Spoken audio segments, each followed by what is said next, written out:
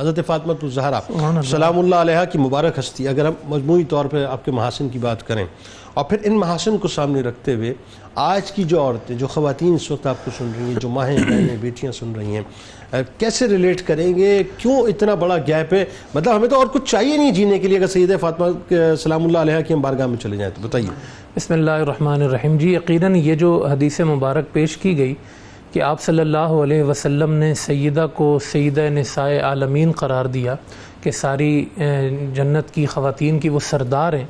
تو اس میں سوچنے کی بات یہ ہے کہ جب حضور نے خواتین کا سردار بنا دیا ہے تو اپنے سردار کی تو اطاعت کرنی چاہیے، یہ تلاش کرنا چاہیے کہ ہم جس کے زیر اثر ہوں گی جنت میں، جو جنت میں ہماری سردار ہوں گی تو وہ دنیا میں بھی پھر ہماری سردار ہیں، تو پھر ہم اپنے سردار کی اطاعت کیسے کریں، ان کے مطابق کیسے ہم زندگی گزاریں، یہ خواتین کے لیے اس حدیث میں سب سے بڑا سبق ہے۔ اور پھر آپ یہ دیکھیں کہ سیدہ کائنات کی جو حیات طیبہ ہے 29 سال 30 سال آپ کی زندگی ہے،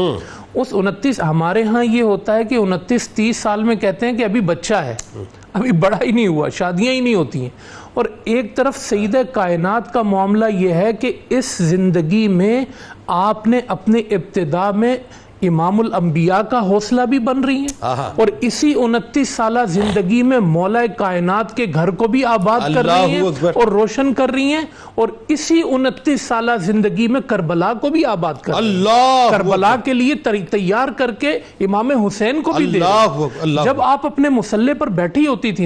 اور آپ جب دعا کر رہی ہوتی تھی، امام حسین رضی اللہ تعالیٰ عنہ کہتے ہیں تو آپ یوں دعا کیا کرتی تھی، یا اللہ میرے پڑوسیوں کا بھی خیال رکھنا، یا اللہ فلاں کو آباد کرنا۔ امام حسین پاک نے سوال کیا تھا یہ آپ نے پوچھا، آپ نے کہا کہ آپ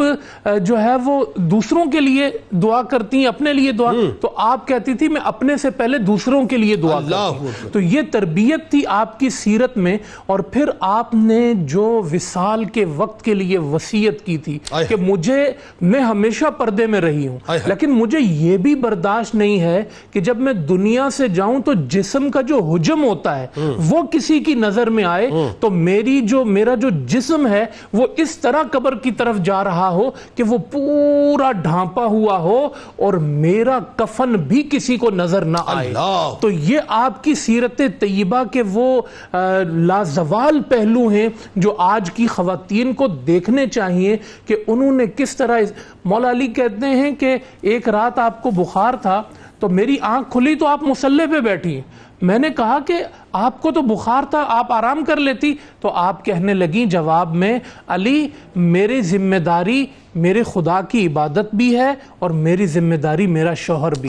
میں تمہارے لیے ختم ہو گئی۔ تو یہ ان کی زندگی کا اعجاز تھا کہ انہوں نے گھر بھی کیسے آباد کیا، میدان جہاد کیسے آباد کیا، اور کس طریقے سے انہوں نے اپنی سیرت کو پیش